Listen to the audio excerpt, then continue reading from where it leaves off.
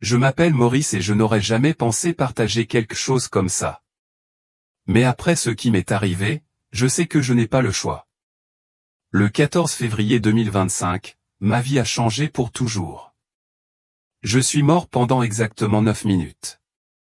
Ce que j'ai vu pendant ces 9 minutes n'était pas un rêve ou une hallucination, c'était réel.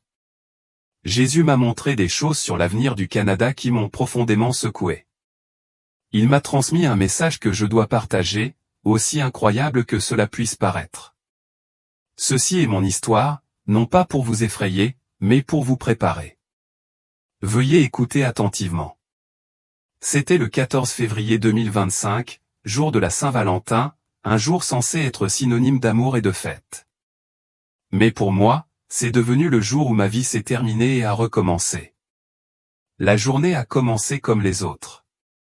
Je me suis réveillé tôt, vers 6h30, et je suis allé faire du jogging dans mon quartier d'Ottawa. L'air était frais, le trottoir encore saupoudré des restes de neige de la nuit précédente. Je me souviens avoir pensé à quel point la ville était calme. Ma femme Laura était déjà partie travailler et j'avais prévu de lui faire une surprise avec un dîner ce soir-là. Nos 2 enfants, Ethan et Mia, étaient chez leurs grands-parents pour le week-end. Après mon jogging, je me suis douché, j'ai pris un café et je me suis dirigé vers le travail.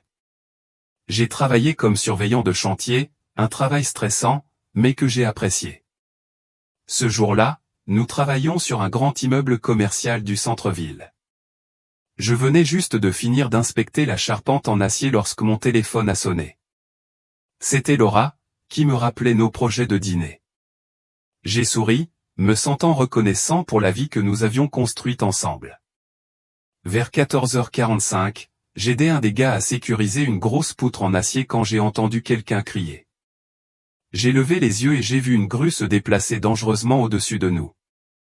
Avant que je puisse réagir, la poutre en acier a glissé des mains de la grue et s'est écrasée vers moi. Il n'y avait ni le temps de réfléchir, ni le temps de bouger. La dernière chose dont je me souviens, c'est le bruit du métal raclant le béton et les cris terrifiés de mes collègues. Et puis, rien. J'étais parti. Au moment où je suis mort, je l'ai ressenti. Il n'y avait ni douleur, ni peur, juste un soudain silence.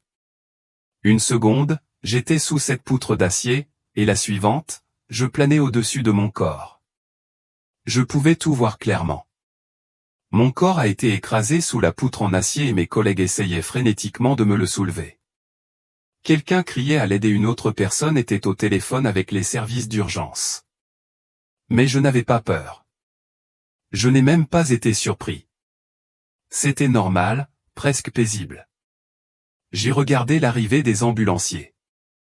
Ils ont vérifié mon pouls, puis ont secoué la tête. J'étais parti, mais je n'étais pas parti. Je me tenais au-dessus d'eux et regardais tout se dérouler. Mon corps était brisé, mais je ne ressentais aucune douleur. Et puis, la lumière est apparue. Ce n'était pas comme les lumières fluorescentes du chantier de construction. Cette lumière était vivante. Il remplissait tout l'espace de chaleur et de pureté. Ce n'était pas seulement une lumière, c'était une présence.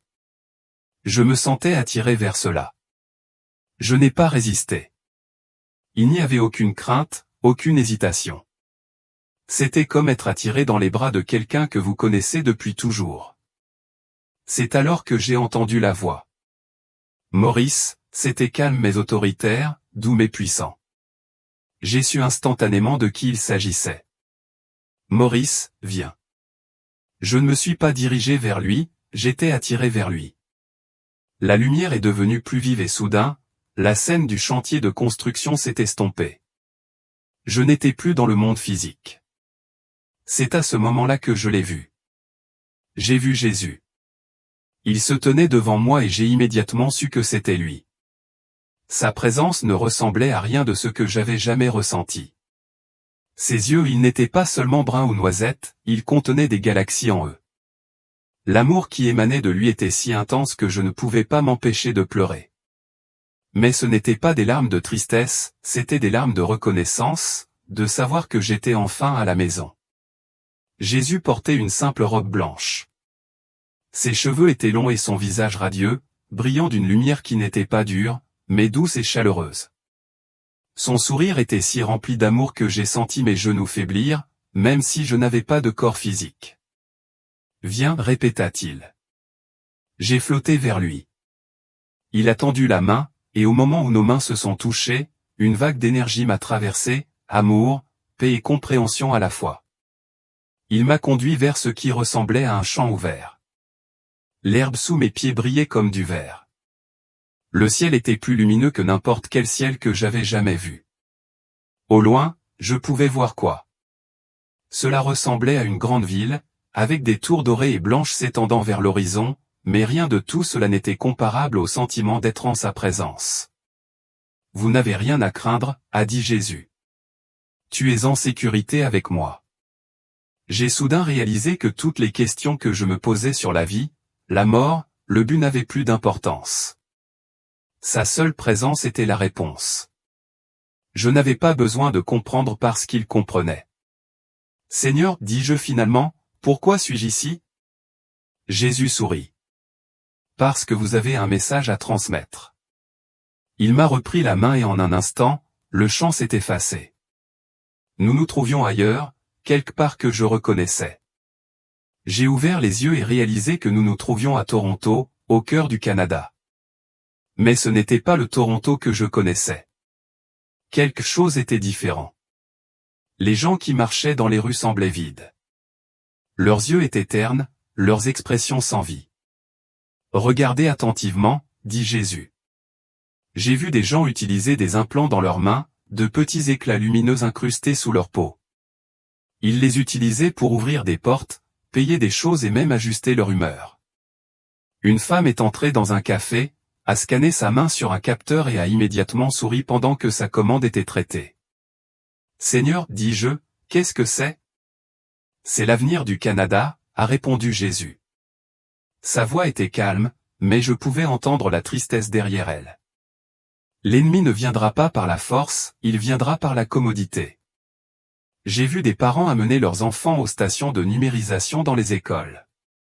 Ils sourirent lorsque les puces de leurs enfants furent activées. C'est pour leur sécurité, ont-ils déclaré. C'est juste de la technologie. J'ai vu des églises utiliser le même système. Les gens scannaient leurs mains pour entrer dans le bâtiment, payer la dîme, accéder aux écritures sur des écrans. Même les pasteurs encourageaient leur congrégation à adopter le nouveau système. Dieu veut que vous vous sentiez en sécurité, prêchait-il. Dieu veut que tu sois en sécurité. Mais je pouvais sentir l'obscurité spirituelle en dessous.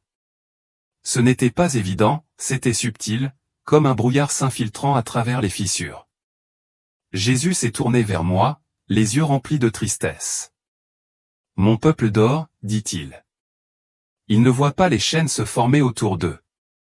Ils ont oublié de me chercher. Ils ont troqué ma présence contre des commodités.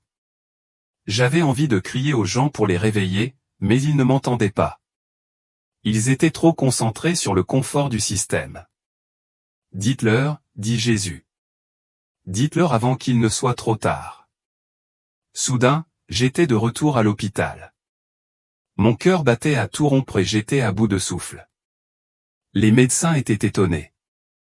Ils ont dit que j'étais mort depuis 9 minutes, mais je connaissais la vérité. Je n'étais pas mort. J'avais été renvoyé avec un message, et maintenant je le transmets. Au moment où Jésus m'a pris la main, la lumière autour de nous a commencé à s'estomper. Soudain, je n'étais plus dans ce champ radieux. Je me tenais dans une rue animée de Toronto. Cela semblait presque normal, des devantures de magasins familières, des voitures circulant dans la circulation et des gens marchant le long des trottoirs. Mais quelque chose n'allait pas. L'air semblait plus lourd. Le ciel était clair, mais l'atmosphère était plus sombre. Ce n'était pas visible à l'œil nu, mais je pouvais le sentir appuyé sur tout. Jésus se tenait à côté de moi, son expression calme mais sérieuse. « Regardez attentivement, dit-il. Voyez comment fonctionne l'ennemi. » Je me suis concentré sur les gens qui passaient. Au début, il semblait que rien n'était inhabituel. Les gens étaient habillés normalement, portaient des sacs de course et parlaient au téléphone. Puis j'ai remarqué les éclats dans leurs mains, sous la peau de leur main droite. Il y avait une faible lueur, une petite lumière à peine visible qui pulsait en synchronisation avec leurs mouvements. Une femme entra dans un café. Elle n'a sorti ni son portefeuille ni son téléphone. Au lieu de cela, elle a posé sa main sur un capteur sur le comptoir et un léger bip a retenti. Une seconde plus tard, sa commande était préparée. Elle sourit alors qu'une lumière verte clignotait sous sa peau, puis elle partit sans dire un mot. « Seigneur, qu'est-ce que c'est ?» J'ai demandé. « C'est l'avenir du Canada », a-t-il répondu. L'ennemi prépare le peuple à la dépendance. D'abord par commodité, ensuite par nécessité. J'ai vu des parents conduire leurs enfants dans un bâtiment scolaire. Il n'y avait pas de réception ni d'agent de sécurité, seulement une station de numérisation. Les enfants ont tendu la main et une petite lumière a clignoté lorsque le système les a reconnus. Les parents souriaient fièrement. « C'est pour leur sécurité », dit une mère à une autre. Maintenant, nous saurons toujours où ils se trouvent. Les églises utilisaient également la même technologie. J'ai vu une congrégation entrer dans un grand bâtiment en verre. Ils ont scanné leurs mains à l'entrée. À l'intérieur, de grands écrans affichaient des écritures, mais aucune Bible n'était visible. Les dons ont été faits d'un geste de la main. Même les demandes de prière ont été soumises via le système. Ceci n'est pas la marque de la bête, dit Jésus, mais c'est la préparation pour elle. Seigneur, dis-je, pourquoi sont-ils si aveugles? L'expression de Jésus devint lourde. Parce que cela ne ressemble pas à un mal. Cela ressemble à un progrès. J'ai vu des publicités apparaître sur des écrans géants. Ils ont promu la paix, la santé et la sécurité grâce à la technologie. Cela vous assurera votre sécurité. Cela protégera vos enfants. Cela vous apportera une tranquillité d'esprit. Mais je pouvais sentir l'obscurité spirituelle sous la surface. Elle s'insinuait dans l'atmosphère comme un brouillard, avalant lentement la lumière. « Seigneur, comment verront-ils la vérité ?» J'ai demandé. « Certains le verront, » a déclaré Jésus, « mais beaucoup ne le verront pas. Et le temps viendra où ceux qui le rejettent seront exclus. » Alors que je me tenais aux côtés de Jésus dans cette rue de Toronto, la scène devant moi a commencé à changer. La ville autrefois propre et ordonnée commença à s'assombrir. Le ciel s'est assombri. Les publicités lumineuses ont commencé à clignoter et à clignoter. Les gens qui marchaient dans les rues ont commencé à paraître plus épuisés, plus sans vie. « Regardez, » dit Jésus. C'est là que ça mène. La lueur sous les mains des gens devenait de plus en plus brillante et froide. Leurs visages sont devenus pâles, leurs yeux se sont creusés. J'ai vu des familles assises ensemble dans un restaurant, mais personne ne parlait. Chaque personne regardait silencieusement un écran intégré à la table. Quand leur repas arrivait, ils mangeaient dans un silence machinal. Clignotant en rouge, le serveur, sans expression, secoua la tête et dit « Vous n'êtes pas autorisé pour cette transaction ». L'homme se releva, confus. Il y a une erreur. J'ai des fonds, mais la puce n'a pas répondu. Vous n'avez pas mis à jour votre système, a déclaré le serveur. Vous ne pouvez pas effectuer d'achat tant que vous n'avez pas respecté la mise à jour. Le visage de l'homme s'est effondré. Mais comment suis-je censé nourrir ma famille? Personne ne lui a répondu. Personne ne l'a même regardé. Il quitta le restaurant en serrant les mains tandis que les autres clients restaient assis en silence. « Seigneur, murmurai-je, comment en est-on arrivé là? » L'ennemi est patient, répondit Jésus. Il ne détruit pas tout d'un coup. Il introduit d'abord le confort et la sécurité, puis, lorsque la dépendance est totale, il retire le confort et exige la soumission. J'ai regardé les reportages défiler sur les écrans. En raison des risques de sécurité, tous les systèmes doivent être mis à jour. Le non-respect entraînera un accès restreint aux services essentiels. Protégez votre famille. Terminez votre mise à niveau dès aujourd'hui. Les parents traînaient leurs enfants vers les stations de numérisation. Les larmes coulaient sur leur visage alors qu'ils tendaient la main pour le nouveau système. Nous devons le faire, a déclaré une mère, sinon nous ne pouvons pas acheter de nourriture. Seigneur, pourquoi ne peuvent-ils pas voir ce qui se passe? J'ai demandé. Les yeux de Jésus remplis de tristesse.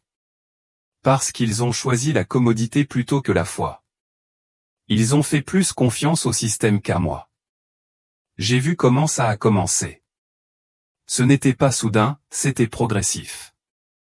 Premièrement, il a été présenté comme une avancée en matière de santé, des puces pour surveiller la fréquence cardiaque et les niveaux de glucose. C'est ensuite devenu un outil financier. Pas besoin de carte ou d'espèces, juste un geste de la main. Les églises l'ont encouragé. Les pasteurs se tenaient devant les chairs et tendaient les mains. Dieu veut que vous soyez en sécurité, ont-ils dit. Il ne nous donnerait pas cette technologie si ce n'était pas une bénédiction. Mais Jésus m'a montré ce qui se passait sous la surface.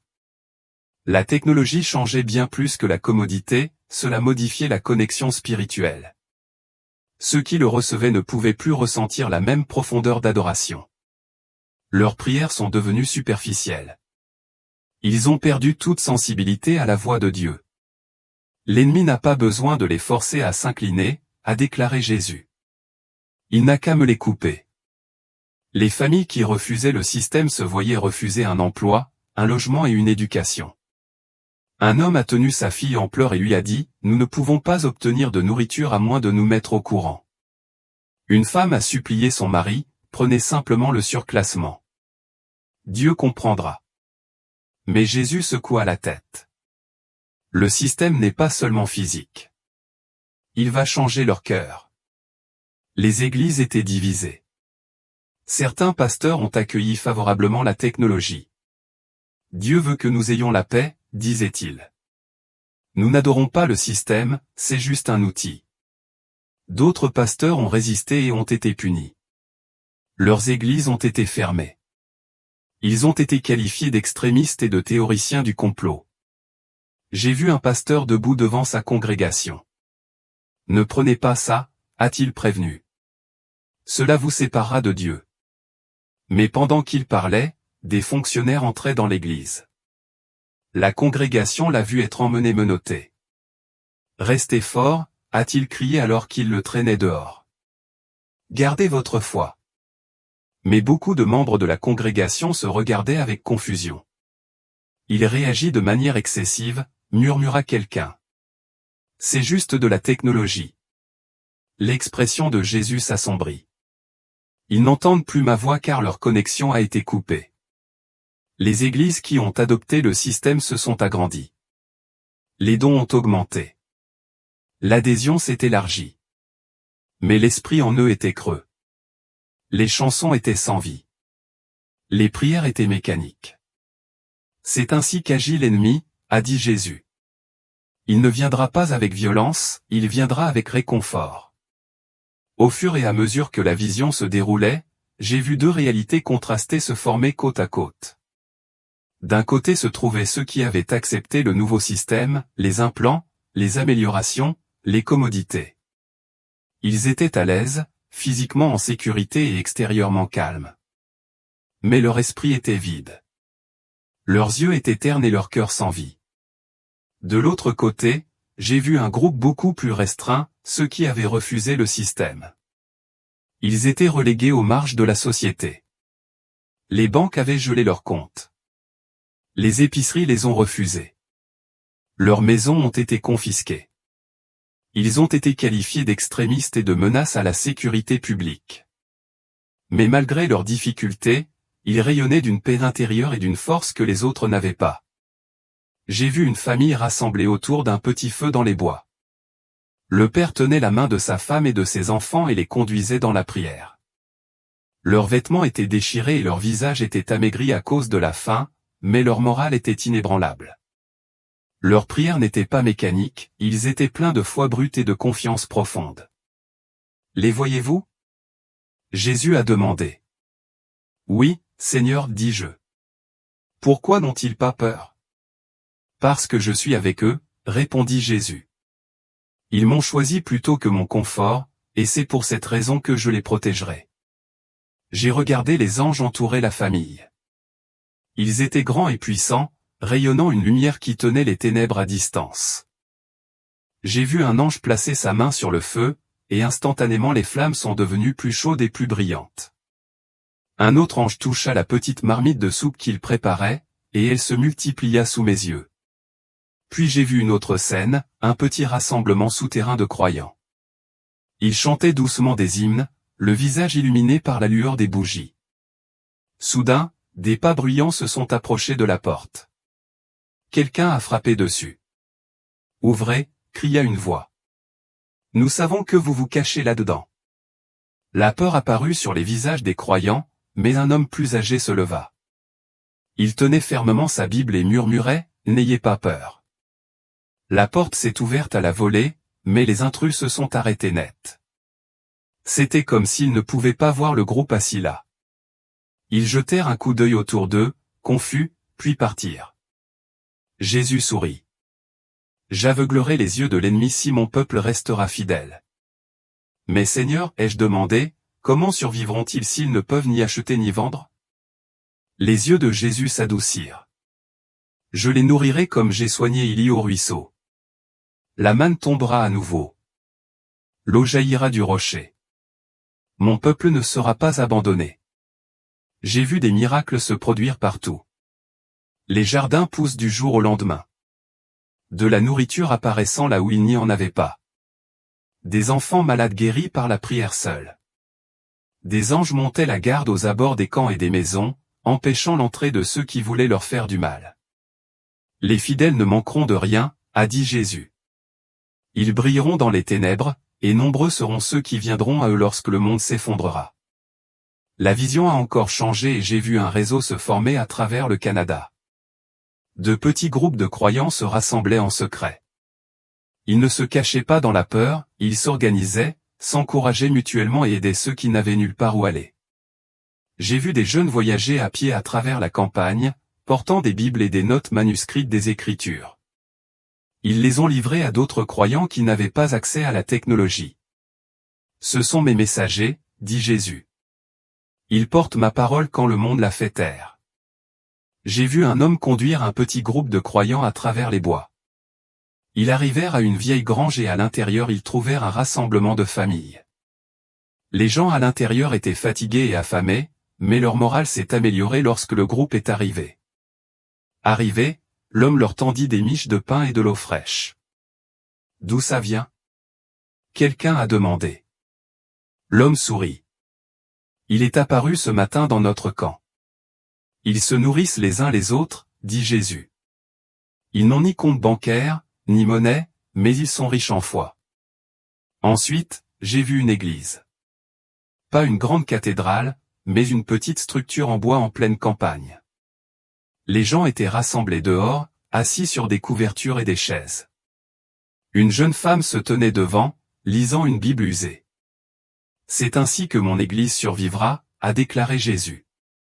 Pas à travers des bâtiments ou des programmes, mais à travers des cœurs unis dans la foi. J'ai vu ces réseaux souterrains s'étendre partout au Canada. Les fidèles se déplaçaient à pied, à vélo et même à cheval, livrant des provisions, s'encourageant mutuellement et partageant la parole de Dieu. L'ennemi ne peut pas arrêter cela, a déclaré Jésus. La technologie ne peut pas effacer le pouvoir de ma parole. Ensuite, j'ai vu quelque chose d'extraordinaire. Dans l'obscurité des villes, les fidèles se mirent à briller. Pas physiquement, mais spirituellement. Une douce lumière les entourait. Les gens qui avaient accepté le système ont vu cette lueur et ont été attirés par elle. J'ai vu un jeune homme s'approcher d'un croyant assis près d'un feu de camp. Il s'est agenouillé et a dit, « Je ne comprends pas ce qui se passe, mais vous êtes en paix. Pouvez-vous me dire pourquoi ?» Le croyant sourit et dit, « Venez et voyez. » La vision a encore changé et j'ai vu des groupes de jeunes debout dans les rues avec des Bibles. Ils ne protestaient pas et ne criaient pas, ils lisaient simplement les Écritures à haute voix. Certaines personnes passaient et se moquaient, d'autres s'arrêtaient et écoutaient. J'ai vu un jeune garçon d'un accent grave peine 12 ans, debout au milieu d'une foule. Il tenait une Bible. Ses mains tremblaient, mais sa voix était ferme. Jésus est le chemin, la vérité et la vie, a-t-il déclaré. Nul ne vient au Père que par lui. Une femme dans la foule a crié, c'est un discours de haine. Le garçon n'a pas bronché. C'est la vérité, a-t-il déclaré. J'ai vu des jeunes diriger le culte dans les champs et dans les bars. Je les ai vus guérir les malades par la prière, parlant avec une sagesse dépassant leur âge. Ils étaient intrépides. L'ennemi a ciblé les jeunes, a déclaré Jésus, mais je lève une armée de jeunes pour lui résister. Une jeune fille posa la main sur la poitrine d'un malade et pria. Ses yeux s'écarquillèrent tandis que la force revenait dans son corps. Un adolescent se tenait devant une foule de fonctionnaires. Nous n'accepterons pas cette mise à niveau, a-t-il déclaré. Nous appartenons à Jésus. Vous perdrez tout, a prévenu le responsable. Nous avons déjà tout ce dont nous avons besoin, répondit le garçon. Ce sont mes guerriers, dit Jésus. Ils ne reculeront pas. Ensuite, j'ai vu des croyants se rassembler dans des lieux secrets, des maisons, des granges, des grottes et même des clairières. Ils se sont agenouillés et ont commencé à prier. Leur prière n'était ni occasionnelle ni précipitée, ils étaient désespérés, sincères et remplis de pouvoir. Regardez ce qui arrive quand mon peuple prie, a dit Jésus. J'ai vu leur prière s'élever comme de la fumée dans le ciel. Les anges descendirent dans les ténèbres, traversant le brouillard. J'ai vu des chaînes se briser, des murs s'effondrer et des forces démoniaques s'enfuir. Une femme gisait sur un lit, pâle et faible. Un groupe de croyants s'agenouillait à côté d'elle, priant avec ferveur. Soudain, la lumière entoura son corps et elle se redressa, guérie. Un homme qui avait perdu son emploi parce qu'il avait refusé d'être amélioré était assis dans sa petite maison, priant avec ses enfants. Le lendemain, un voisin est arrivé avec de la nourriture et des provisions, en disant « Dieu m'a dit de vous apporter ceci ». J'ai vu des villes entières commencer à ressentir l'effet de la prière. Certains dirigeants qui avaient soutenu le système ont commencé à se retirer. Les églises qui avaient adopté la technologie ont été profondément ébranlées. Les prières de mon peuple ébranleront les fondements de ce monde, a déclaré Jésus. Quand ils m'appelleront, je répondrai. Les croyants se rassemblaient chaque soir, priant pour le Canada, priant pour leurs familles, priant pour leurs ennemis. Et Jésus sourit. L'ennemi peut contrôler les systèmes de ce monde, a-t-il déclaré, mais il ne peut pas contrôler les prières de mon peuple. La vision a encore changé et j'ai vu le Canada dans son ensemble, ses villes, ses villages, ses montagnes et ses lacs, tout s'étaler sous moi comme une immense carte. Mais quelque chose n'allait pas. La terre elle-même semblait trembler. Le ciel s'assombrit et des fissures commencèrent à se former dans le sol. Les rivières ont débordé, inondant les rues des grandes villes. Des incendies ont éclaté dans des quartiers résidentiels.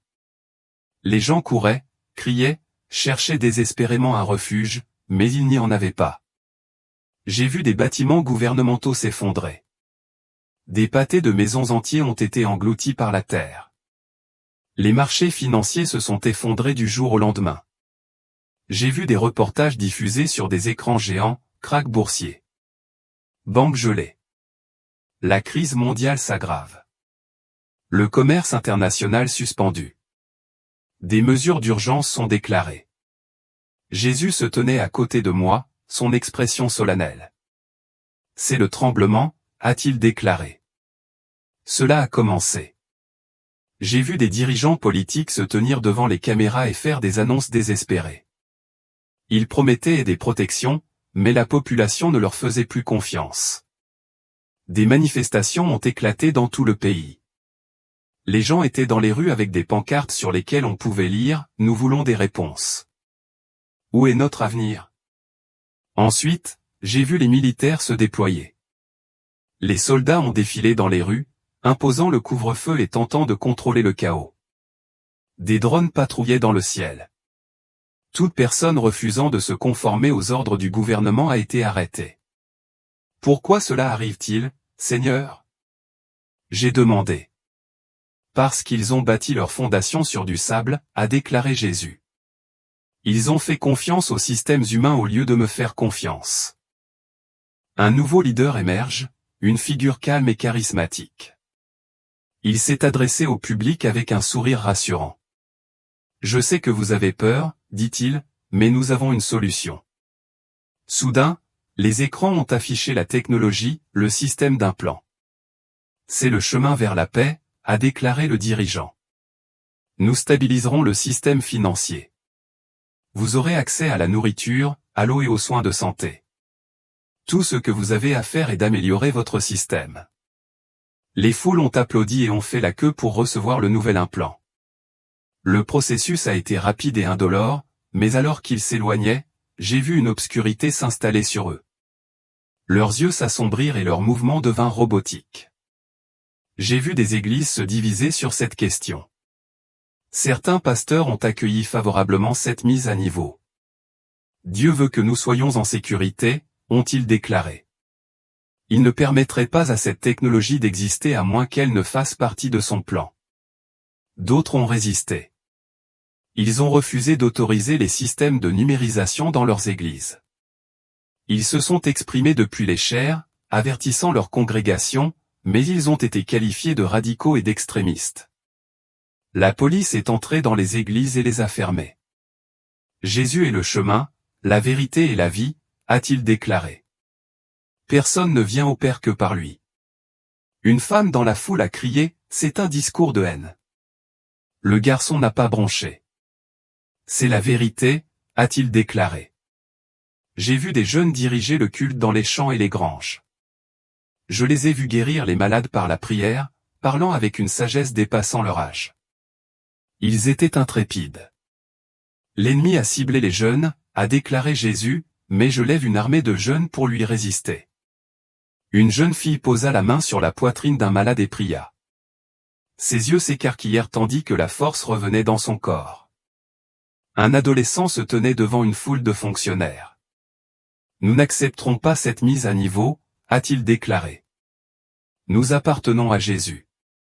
Vous perdrez tout, a prévenu le responsable. Nous avons déjà tout ce dont nous avons besoin, répondit le garçon. Ce sont mes guerriers, dit Jésus. Ils ne reculeront pas. Ensuite, j'ai vu des croyants se rassembler dans des lieux secrets, des maisons, des granges, des grottes et même des clairières. Ils se sont agenouillés et ont commencé à prier. Leur prière n'était ni informelle ni précipitée.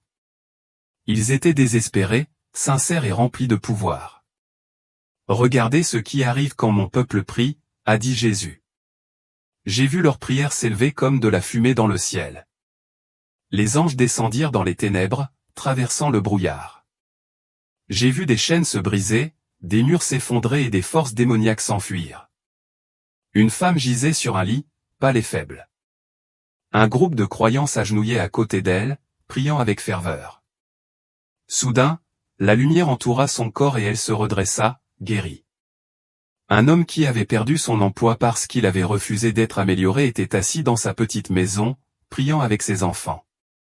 Le lendemain, un voisin est arrivé avec de la nourriture et des provisions, en disant « Dieu m'a dit de vous apporter ceci ». J'ai vu des villes entières commencer à ressentir l'effet de la prière. Certains dirigeants qui avaient soutenu le système ont commencé à se retirer. Les églises qui avaient adopté la technologie ont été profondément ébranlées. Les prières de mon peuple ébranleront les fondements de ce monde, a déclaré Jésus. Quand ils m'appelleront, je répondrai. Les croyants se rassemblaient chaque soir, priant pour le Canada, priant pour leurs familles, priant pour leurs ennemis. Jésus sourit. L'ennemi peut contrôler les systèmes de ce monde, a-t-il déclaré, mais il ne peut pas contrôler les prières de mon peuple. La vision a encore changé et j'ai vu le Canada dans son ensemble, ses villes, ses villages, ses montagnes et ses lacs tous s'étalant sous moi comme une immense carte. Mais quelque chose n'allait pas. La terre elle-même semblait trembler. Le ciel s'assombrit et des fissures commencèrent à se former dans le sol. Les rivières ont débordé, inondant les rues des grandes villes. Des incendies ont éclaté dans des quartiers résidentiels. Les gens couraient, criaient, cherchaient désespérément un refuge, mais il n'y en avait pas. J'ai vu des bâtiments gouvernementaux s'effondrer. Des pâtés de maisons entiers ont été engloutis par la terre. Les marchés financiers se sont effondrés du jour au lendemain. J'ai vu des reportages diffusés sur des écrans géants. Crash boursier. Banque gelée. La crise mondiale s'intensifie. Le commerce international est suspendu. Des mesures d'urgence sont déclarées. Jésus se tenait à côté de moi, son expression solennelle. C'est le tremblement, a-t-il dit. Cela a commencé. J'ai vu des dirigeants politiques se tenir devant les caméras et faire des annonces désespérées. Ils promettaient des protections, mais la population ne leur faisait plus confiance. Des manifestations ont éclaté dans tout le pays. Les gens étaient dans les rues, brandissant des pancartes sur lesquelles on pouvait lire « Nous voulons des réponses ». Où est notre avenir? J'ai vu les militaires se déployer. Les soldats ont défilé dans les rues, imposant le couvre-feu et tentant de contrôler le chaos. Des drones patrouillaient dans le ciel. Toute personne refusant de se conformer aux ordres du gouvernement a été arrêtée. Pourquoi cela arrive-t-il, Seigneur? J'ai demandé. Parce qu'ils ont bâti leur fondation sur du sable, a déclaré Jésus. Ils ont fait confiance aux systèmes humains au lieu de me faire confiance. J'ai vu de grands écrans numériques positionnés au-dessus des places de la ville. Un nouveau leader émerge, une figure calme et charismatique. Il s'est adressé au public avec un sourire rassurant. Je sais que vous avez peur, dit-il, mais nous avons une solution. Soudain, les écrans affichaient la technologie, le système implantaire. C'est le chemin vers la paix, a déclaré le dirigeant. Nous stabiliserons le système financier. Vous aurez accès à la nourriture, à l'eau et aux soins de santé. Tout ce que vous avez à faire est d'améliorer votre système. Les foules ont applaudi. Les gens faisaient la queue pour recevoir le nouvel implant. Le processus a été rapide et indolore, mais alors qu'ils s'éloignaient, j'ai vu une obscurité s'installer sur eux. Leurs yeux s'assombrirent, leurs mouvements devinrent robotiques. J'ai vu des églises se diviser sur cette question. Certains pasteurs ont accueilli favorablement cette mise à niveau. Dieu veut que nous soyons en sécurité, ont-ils déclaré. Il ne permettrait pas à cette technologie d'exister à moins qu'elle ne fasse partie de son plan. D'autres ont résisté. Ils ont refusé d'autoriser les systèmes de numérisation dans leurs églises. Ils se sont exprimés depuis les chaires, avertissant leur congrégation, mais ils ont été qualifiés de radicaux et d'extrémistes. La police est entrée dans les églises et les a fermées.